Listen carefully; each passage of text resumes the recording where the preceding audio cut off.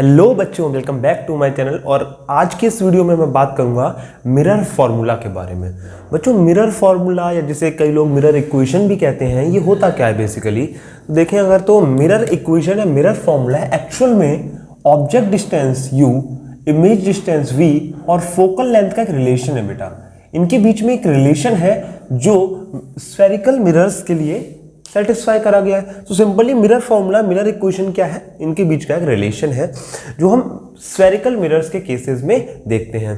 अब spherical mirrors हमने दो टाइप के पढ़े हैं बेटा, एक होता है हमारा कॉनकेव मिरर और एक होता है हमारा कॉन्वेक्स मिरर। तो दोनों ही केसेस से मैं इसकी एक डेरिवेशन है उसमें हम बात कर लेते हैं कि किस तरह से मिरर फॉर्मूला है, मिरर इक्वेशन जो आप क्लास 10th में पढ़कर आए हैं डायरेक्ट एक फॉर्मूला इक्वेशन की फॉर्म में, वो किस तरह से डिराइव करी गई है, वो किस तरह से आती है। तो छोटी छोटी डेरिवेशन है, हम दोनों की बात करेंगे इसके अंदर। तो देखो, पहली बात करते हैं मिरर फॉर्मूला की मदद हम लोग लेंगे by the help of concave mirror. तो हम पहले कॉनकेव मिरर की हेल्प से इस फॉर्मूले को निकालने का ट्राई करेंगे, ठीक है। सो कॉनकेव मिरर कैसा होता है बेटा हमारा, हम सब जानते हैं। कॉनकेव मिरर कुछ इस तरह का मिरर होता है जिसमें आउटर साइड जो होती है हमारी पॉलिश्ड होती है, इनर साइड या रिफ्लेक्टिंग साइड्स हमारी केव लाइक होती है, ठीक है। हाफ साइड से अगर हम डिवाइड कर दें तो इस एक्सेस को हम प्रिंसिपल एक्सेस कहते थे, ठीक है। और जिस पॉइंट से प्रिंसिपल एक्सेस मिरर को डिवाइड करती है उसे पोल कहा जाता था। यहाँ पर हमारा कहीं सेंटर ऑफ कर्वेचर सेंटर में एंड फोकस एफ होता है। मान लीजिए एक केस हम उठा लेते हैं कोई भी, मान लीजिए ऑब्जेक्ट हमारा रखा हुआ है, ए बी नाम का ऑब्जेक्ट है, एक टॉल ऑब्जेक्ट है हमारा ए बी नाम का, मिरर के सामने रखा है।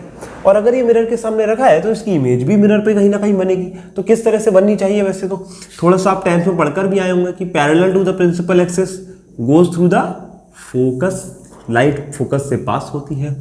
अगर आप सेंटर ऑफ कर्वेचर से लाइट को पास कराते हैं तो वो लाइट सेंटर ऑफ कर्वेचर पर ही वापस चली जाती है, वापस बाउंस बैक कर जाती है, ठीक है। तो ये पॉइंट जहां पर दो रेज मीट कर रही हैं, यहां पर हमारी इमेज का फॉर्मेशन होगा। क्योंकि ये प्रिंसिपल एक्सेस के नीचे है तो रियल एंड इन्वर्टेड इमेज होती है हमारी, ठीक है। सो देख लीजिए एक बार, इसको ए बी नाम दिया था, हम इसको इमेज को नाम दे देते हैं ए डैश, बी डैश नाम दे देते हैं। अगर मैं इस पॉइंट को नाम दे दूं ई और बाकी सारे पॉइंट्स को हमने प्रॉपर नाम थोड़ा सा दे दिया है, इसे क्यू नाम दे देते हैं, इसको नाम दे देते हैं आर, ठीक है। सो एक बार आर तो चलो आर रहने देते हैं, इसे एस नाम दे देते हैं, ठीक है। अगर मैं इस पॉइंट से एक नॉर्मल डालूं तो क्या वो नॉर्मल कुछ इस तरह से डलेगी परपेंडिकुलर टू द सरफेस, इसको नाम अगर हम एन दे दें। आप एक बहुत बेसिक बात देखिएगा बेटा कि ऑब्जेक्ट डिस्टेंस, जो ऑब्जेक्ट रखा है पोल तक की डिस्टेंस हमारी क्या होती है, ऑब्जेक्ट डिस्टेंस यू कहलाता है। पहले पढ़ चुके हैं, साइन कन्वेंशन में भी मैंने बता रखा है आपको, ठीक है। वीडियो नहीं देखी है तो आपको लिंक डिस्क्रिप्शन में मिलेगा, आप उसमें से देख सकते हैं, प्लेलिस्ट का मिल जाएगी आपको, ठीक है। अगर आप इसको देख सकते हैं, इमेज जहाँ बन रहा है तो इमेज का पोल तक का डिस्टेंस हमारा इमेज डिस्टेंस कहलाता है और फोकस पॉइंट से पोल तक का डिस्टेंस हमारा फोकल लेंथ कहलाता है। क्योंकि बच्चों, क्योंकि this is the relation of object distance, image distance and focal length. तो हम इन्हीं तीनों की बात कर रहे हैं, रेडियस ऑफ कर्वेचर की हमने बात नहीं की अभी, ठीक है। तो यहाँ पर अब बात करते हैं किस तरह से इनके बीच में रिलेशन हम निकाल सकते हैं। तो एक आप बहुत ध्यान से अगर आप देखेंगे तो आपको एक पॉइंट दिखेगा, यहाँ पर एक चीज दिखेगी आपको कि तो यहाँ दो ट्रायंगल आपको दिख रहे हैं। एक ट्रायंगल दिख रहा है अगर आपको, देखो ए डैश बी डैश एफ, ये एक राइट एंगल ट्रायंगल है बेटा, क्योंकि इमेज बनी है और इमेज हम सब जानते हैं perpendicular to the principal axis होती है। तो ये हमारी परपेंडिकुलर इमेज, ये ट्रायंगल बना और ये हमारा एक ट्रायंगल है। तो अगर हम ध्यान से देखें इस ट्रायंगल, इन ट्रायंगल मैंने अलग से बना दूंगा अभी, A dash B dash F and triangle E N F. बच्चों अगर इन दो ट्रायंगल को हम देखें तो इन्हें बना लेते हैं, एक बार जरा अलग से बना लेते हैं, ड्रॉ कर लेते हैं, क्योंकि एक जैसे एक उस पर बन रहे हैं तो थोड़ा सा बना लेते हैं इन्हें। कुछ इस तरह से आपको ट्रायंगल दिखेगा, ये ए डैश बी डैश एफ और ये दिखेगा आपको ई एन एफ। ये ट्रायंगल आपको दिख रहा होगा, बहुत बेसिक बात, बहुत ध्यान से दिखेगा। अगर इस ट्रायंगल्स की बात करें तो ये एंगल इक्वल होंगे according to the vertically opposite angle. ये एंगल हमारा 90 डिग्री का हो गया, ठीक है।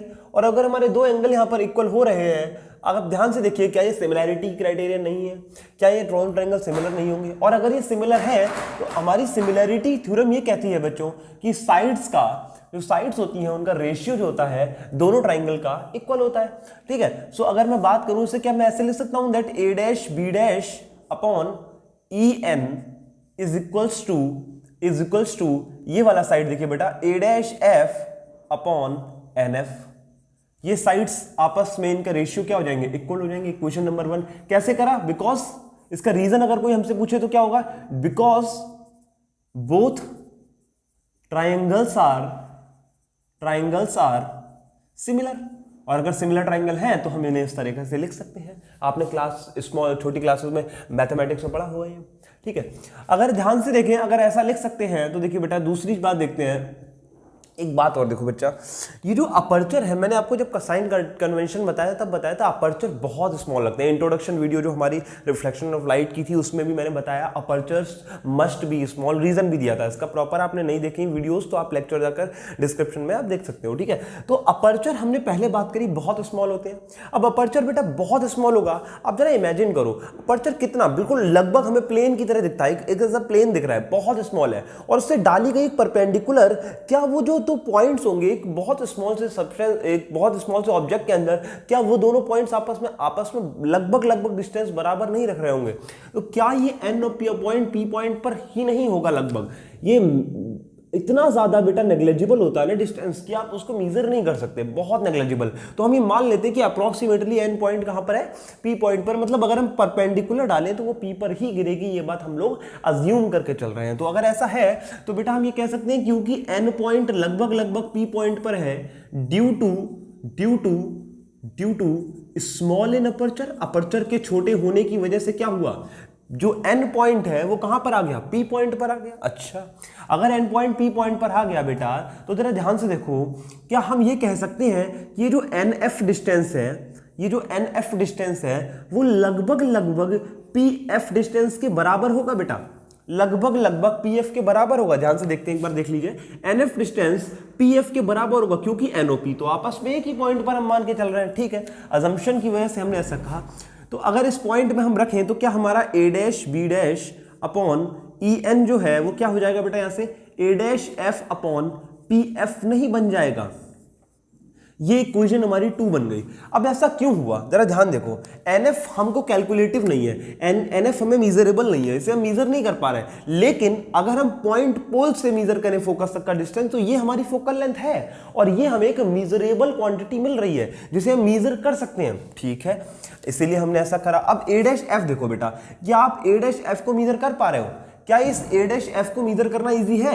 ए डैश एफ, एक मिनट बेटा, A dash F is that, wait a minute, थोड़ा सा गलती हो गई। ये था हमारा ए डैश, ये this is B dash, okay.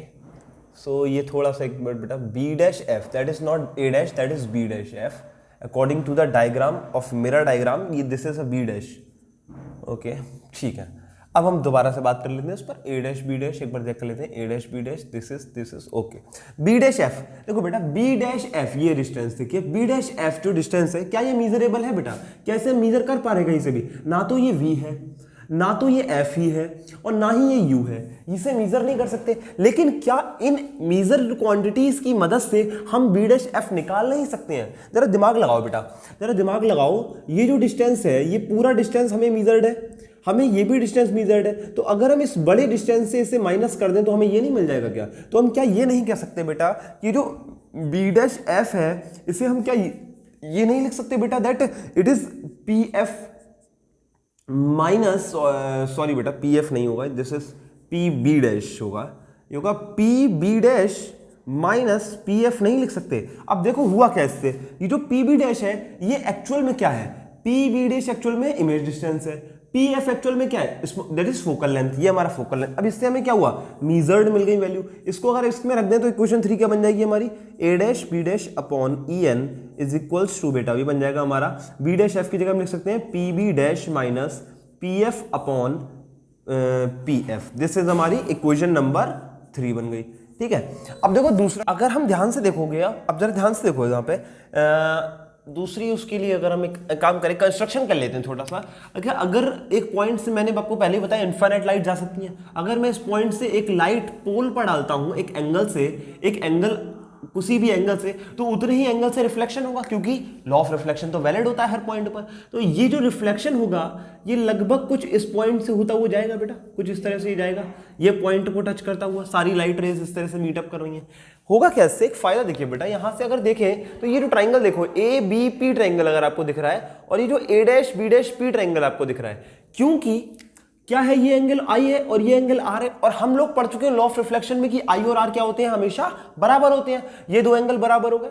Similarly ये 90, ये बेटा 90 डिग्री बना रहा है, ये 90 डिग्री, दो एंगल बराबर, दैट मींस सिमिलैरिटी क्राइटेरियन लग सकता है। अब देखो बेटा, in triangle A B P triangle and triangle A dash B dash P triangle, अगर दो ट्राइंगल देखें, मैंने बनाकर दिखाता हूं आपको साइड में। देखो ये ट्राइंगल एक हमारा बन रहा है साइड में, अगर आप डायग्राम देख पा रहे हो, ए बी पी करके, और एक हमारा ये बन रहा है triangle A dash B dash P करके, that is A dash B dash और पी करके बन रहा है। तो ये एंगल इस एंगल के बराबर है, क्योंकि लॉ ऑफ रिफ्लेक्शन वैलिड हो रहा है, ठीक है। यहां बी वाला एंगल 90 डिग्री है, दोनों में ही दोनों सेम है, सो इनके अंदर सिमिलैरिटी लगेगी, और सिमिलैरिटी लगेगी बेटा तो A dash B dash upon A B का जो डिस्टेंस होगा, क्या वो आपका बराबर नहीं होगा बेटा। देखो यहां पर, ठीक है, देखो बेटा, तो यहां पर अगर हम लिखें that A dash B dash upon A B का जो रेशियो है, क्या वो बराबर नहीं होगा other side B P upon B dash P के, बिल्कुल होना चाहिए, that is B dash P by B P के बराबर होगा। ये हमारी सिमिलैरिटी क्राइटेरियन कहती है ट्राइंगल्स की, हमने वो सिमिलैरिटी थ्योरम लगा दी। ओके, अब देखो एक चीज देखो बेटा, ये जो ई एन डिस्टेंस है, एक्चुअल में ये जो ई एन डिस्टेंस है, क्योंकि ये पैरेलल गई है, ये लाइट रे पैरेलल गई है, अगर ये लाइट रे पैरेलल गई है तो ये वाला जो डिस्टेंस है वो लगभग ऑब्जेक्ट डिस्टेंस के बराबर है, बिल्कुल बराबर है। हम ये भी लिख सकते हैं कि जो ई एन है वो लगभग ए बी के बराबर है, और अगर ऐसा है तो इस ई एन को आप ए बी लिख सकते हो, और अगर A dash upon B dash, A dash B dash upon A B और A dash B dash upon A B देखोगे तो क्या ये दोनों आपको इक्वल नहीं मिलेंगे। तो कंपेयर करें, अगर हम comparing equation number 3 and 4, equation 3 और 4 को कंपेयर कर लो तो बेटा क्या होगा, यहां से देखो, ये आपका P B dash minus P F upon P F जो है वो बराबर मिलेगा आपको B dash P upon B P के बराबर मिल जाएगा आपको। देखिए ये आपको मिल गया यहां पर, ठीक है। जरा ध्यान से देखिए एक बार, क्या ऐसा आपको ये आपको इक्वेशन मिल गई, मान लीजिए इक्वेशन नंबर 5 है। अब थोड़ा सा आप न्यू कार्टेशियन साइन कन्वेंशन का इस्तेमाल कीजिए, जैसा कि मैं आपको पहले भी बता चुका हूँ प्रीवियस वीडियोस के अंदर, ठीक है। अगर आपने नहीं देखी है तो आप जाकर देख लो बेटा, बड़ा इंपॉर्टेंट है साइन कन्वेंशन। साइन कन्वेंशन की हेल्प से देखो बेटा, मैंने आपको बताया है, लाइट रे अगर आगे जा रही है, आपको डिस्टेंस पीछे मेजर करना है, देन आपको वो पर्टिकुलर क्वांटिटी नेगेटिव लेनी होगी। अगर आपकी लाइट आगे जा रही है, आपको क्वांटिटी मेजर करनी है आगे, दैट मींस आपको क्वांटिटी पॉजिटिव लेनी होगी, ठीक है। ये आपको पहले भी बात कर चुके हैं। अब देखिए जरा, पी बी डैश एक्चुअल में है क्या बेटा, पी से लेकर बी डैश तक का डिस्टेंस एक्चुअल में हमारा क्या है, पी से बी डैश पीछे, लाइट आगे जा रही है पीछे आ रहा है, वी माइनस में लेना है, that means P B dash आपका क्या हो जाएगा, माइनस का वी हो जाएगा, ठीक है। पी एफ देखो, पी इधर है, एफ पीछे है, लाइट आगे जा रही है, पी इधर है, एफ पीछे, यानी कि आपको पी एफ जो डिस्टेंस है वो क्या लेना, माइनस का फोकल लेंथ लेना होगा, ठीक है। अब देखो यहां से हमारा ऑब्जेक्ट बीपी, देखो पी बी से लेकर बी तक का डिस्टेंस, पी से लेकर बी तक का डिस्टेंस पीछे आ रहा है, लाइट आगे जा रही है बेटा, पी से लेकर बी तक का डिस्टेंस यू है, दैट इज ये भी हमें माइनस में लेना हो। सभी वैल्यूज को अगर इक्वेशन नंबर 5 में पुट कर दें तो हमारी इक्वेशन क्या बनेगी, देखो बेटा, पी वी डैश यानी माइनस का वी, पी एफ यानी कि माइनस, और ये माइनस का एफ हो गया बेटा, अपॉन में पी एफ माइनस का एफ हो गया, is equals to B dash P, that is आपका माइनस का वी है, और दिस इज माइनस का यू है। ये माइनस से ये माइनस कैंसल आउट हो गया बेटा, थोड़ा सा देखेंगे ध्यान से।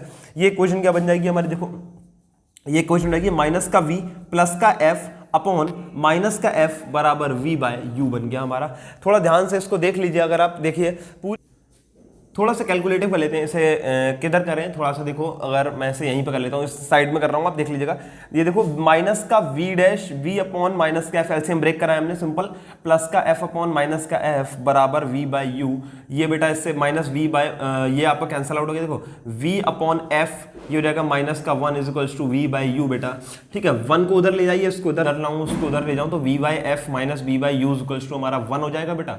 अब इसमें एलसीएम ले लीजिए तो यू एफ बराबर ये हो जाएगा बेटा, वी है एफ नहीं है तो ये जाएगा बेटा वी यू माइनस ये हो गया वी आपका, एफ नहीं है तो बी एफ बराबर 1, and this is V U minus V F is equals to, आप इसको ऊपर ले जाएंगे तो ये जाएगा U F.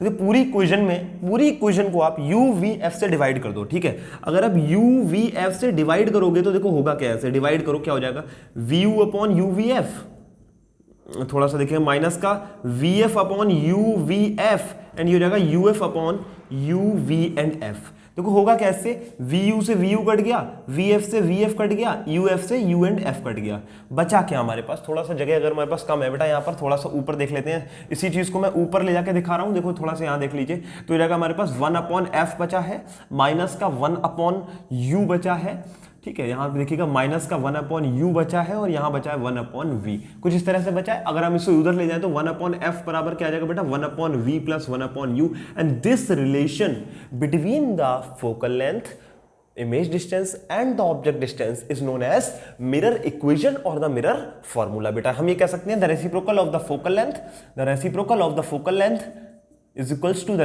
sum of the reciprocal of the image distance and the object distance, and this formula, and this is the relation between focal length, image distance and the object distance by the help of concave mirror। तो ये basic था कि concave mirror से किस तरह से इस relation को हम लोग निकाल सकते हैं, तो इस रिलेशन से मैंने आपको निकाल कर दिखा दिया।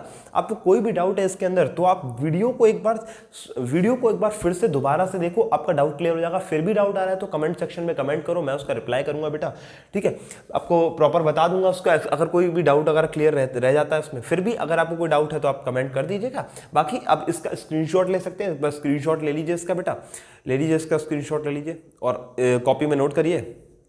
तो ये हो गया हमारा बेटा डेरिवेशन मिरर फॉर्मूला का by the help of a concave mirror. इस वीडियो को लंबा नहीं करूंगा, इस वीडियो को यहीं रोकेंगे। अगले वीडियो में, अगले लेक्चर में हम बात करेंगे कि किस तरह से मिरर फॉर्मूला को हम डिराइव कर सकते हैं by the help of convex mirror. ठीक है बच्चों, तब तक के लिए पढ़ते रहो और वीडियो को देखते रहना। Tata bye bye.